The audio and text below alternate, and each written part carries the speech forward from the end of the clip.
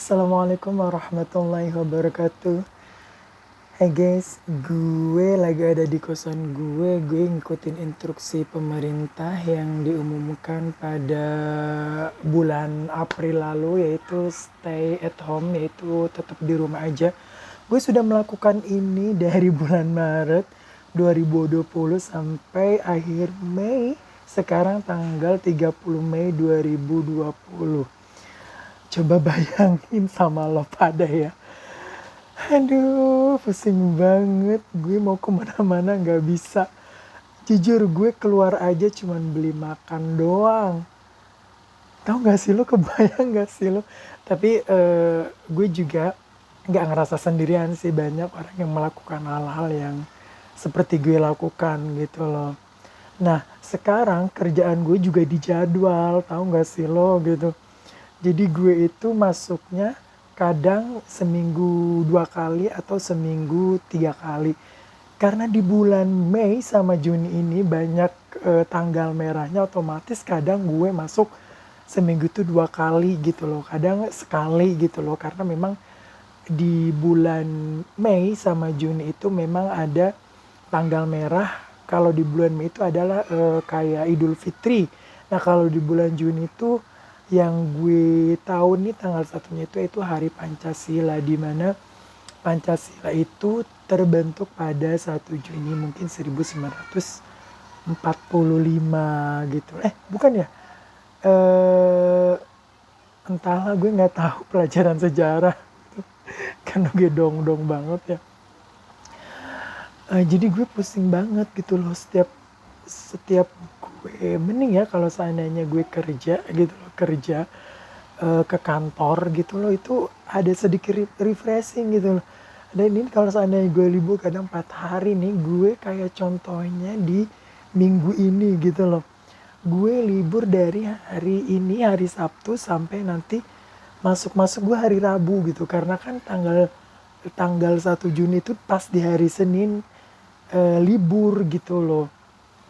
Dan di hari Selasanya jadwalnya bukan jadwal gue, jadwal teman gue gitu. Tapi no problem sih gitu. Gue mau ke mall juga takut, mau jalan-jalan ke pantai apa lagi gitu loh. Stres banget gitu akhirnya. Ya gue rebahan gitu, walaupun memang rebahan adalah bukan hobi gue yang kebanyakan orang bilang bahwa hobi lu apa kalau ditanya. Kalau memang susah jawabnya yaitu hobi gue rebahan, tapi gue bukan orang yang hobi rebahan itu gitu. Makanya akhirnya larinya ke YouTube gitu. Untung gue kalau punya kuota, kalau enggak pusing lah gue gitu. Nah, setelah COVID ini sebenarnya pengennya sih gue meningkatkan, apa ya namanya, meningkatkan kapasitas gue pengen sih nanti setelah COVID ini gue pengen lebih banyak belajar lagi tentang hal-hal yang apa namanya, eh, pengembangan diri tentunya. Gue sih udah lihat di beberapa video tapi bosen bro. Gue pengen kayak ngikutin kayak seminar-seminar gitu. Gue pengen ngikutin kayak pelatihan-pelatihan untuk mengembangkan keterampilan gue dan bakat gue. Sebenarnya sih gue bingung terhadap bakat gue gitu. Apa sih sebenarnya yang gue pilih? Tapi no problem, tapi gue akan coba semuanya gitu. Karena memang di dunia digital ini atau di dunia yang serba modern ini kita tidak bisa rebahan terus gitu. Kita harus melakukan sesuatu hal-hal yang mengembangkan diri gitu untuk mencerahkan masa depan. Masa depan. Padahal sesungguhnya gue itu sudah lewat, apa ya namanya ya. Gue sebenarnya nyesel loh gitu loh. Merantau ke Jakarta itu nggak sejak gue lulus SMA gitu loh. Kenapa? Karena memang entahlah, karena memang mungkin nggak kepikiran ya lulus SMA. Yang gue pikirin adalah bagaimana caranya gue bisa kuliah itu satu gitu loh. Kenapa gue nggak kerja dulu, kemudian gue baru kuliah. Nah gue itu kuliahnya berantakan, terus kemudian kerja juga serabutan gitu loh. Dan sekarang juga gue sempat lulus kuliah sih sesungguhnya gitu, cuman karena jurusan yang gue ambil itu memang dulu gue ngambilnya untuk menjadi seorang guru gitu, dan pada akhirnya ternyata tidak mudah loh jadi seorang guru itu, penuh dengan perjuangan banget gitu loh, mempelajarinya, mendidik anak-anak, mengatur. Jangankan jadi gurunya ya, gue aja pernah PKL gitu loh, apa namanya itu, praktek lapangan, PKL bukan PK, PPLK gitu, praktek pengajaran lapangan gitu loh. Itu mengatur murid-muridnya itu, aduh, suseno banget gitu, susah artinya. Memang guru itu perlu bakat yang sangat luar biasa, perlu ketekunan. Selain kita menghafal materi atau menguasai materi apa yang kita ajarkan, kita juga harus bisa menguasai semua karakter yang ada di satu kelas itu. Kadang-kadang kan kelas itu ada contoh 40 orang rata-rata atau 30 orang. Lo harus bisa menghandle semua karakter yang ada di satu kelas itu gitu loh. Aduh, luar biasanya gitu. Bahkan gue mengappreciate banget terhadap guru-guru gue yang dulu SD, SMP, SMK gitu. Bahkan kalau dosen sih, gue juga pernah menjadi apa ya namanya, pernah menjadi asisten dosen setelah lulus kuliah gitu ya. Asisten dosen yang artinya gue cuman duduk manis menguasai materi, dan materi selebihnya itu bisa apa namanya, didiskusikan dengan mahasiswa tersebut. Kita cuman bisa mengambil kesimpulan dan menengahi gitu.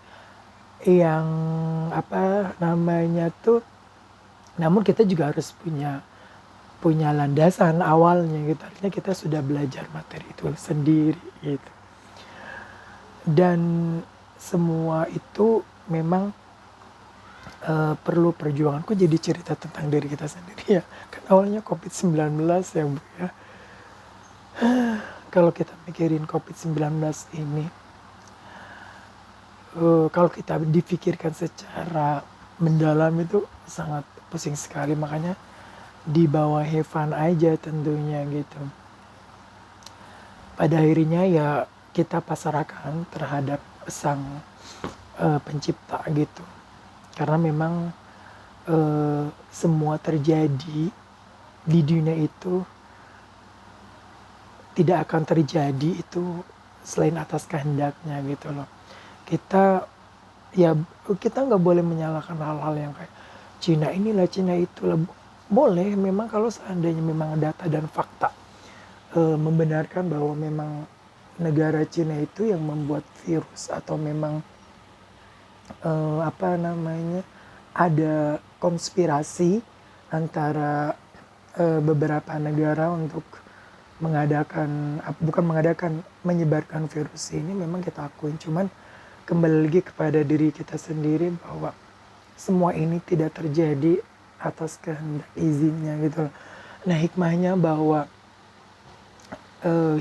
daripada COVID-19 ini, kita menyadari bahwa tiada kekuatan selain kekuatannya yaitu Allah Subhanahu wa Ta'ala gitu. Dan mudah-mudahan COVID ini cepat berlalu, kita bisa beraktivitas seperti sebelum COVID-19, namun dengan catatan-catatan tertentu. Kita tidak melakukan hal-hal yang lebih brutal lagi daripada sebelum COVID-19, karena memang banyak sekali kejadian-kejadian sebelum COVID-19 ini, kayak remaja membunuh balita, kemudian banyak sekali yang ibu kandung membunuh anak kandung sendiri dan membuang janin, melakukan hubungan gelap segala macam, padahal udah memiliki pasangan masing-masing. Perselingkuhan di mana-mana, kemudian korupsi di mana-mana, kemudian apa namanya, menjalankan pemerintahan tidak sesuai dengan dasar-dasar pemerintahan yang sudah disepakati gitu loh. Dan semakin rakus manusia itu, dan itu salah satu menjadi hikmah bahwa kita sedang ditegur sama Allah Subhanahu wa Ta'ala. Dan mudah-mudahan kita bisa melakukan aktivitas seperti biasa, Mudah-mudahan COVID ini bisa cepat diangkat, mudah-mudahan COVID ini cepat berlalu dan kita semua mendekatkan diri kepada Sang Maha Kuasa tentunya. Kok jadi kayak ceramah begini ya? Padahal gue sendiri masih banyak hal-hal yang perlu diperbaiki tentunya. Oke, gitu saja teman-teman. Mohon maaf kalau ada salah-salah kata. Wabillahi taufiq walhidayah. Wassalamualaikum warahmatullahi wabarakatuh.